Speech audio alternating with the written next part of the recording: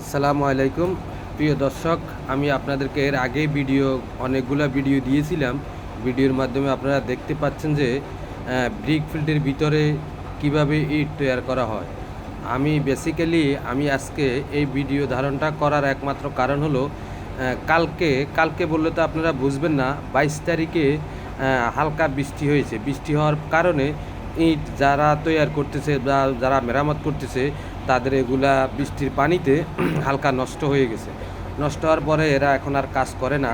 তো যেগুলা নষ্ট হয়ে গেছে এগুলা উঠাই নিয়ে ফেলে দিয়ে আবার এগুলা মেরামত করে নতুন করে তৈরি করবে। তারা যখন এগুলা সংস্কার করতেছে বা এই যে আমি আপনাদেরকে দেখাবার চেষ্টা করতেছি, দেখেন এগুলা মাঠের মাধ্যমে শোয়াই রাখার কারণ হলো এগুলা মাঠ থেকে উঠাই নিয়ে আবার ফেলে দেওয়া হবে, কারণ এখন এখানে কাদা হয়ে গেছে।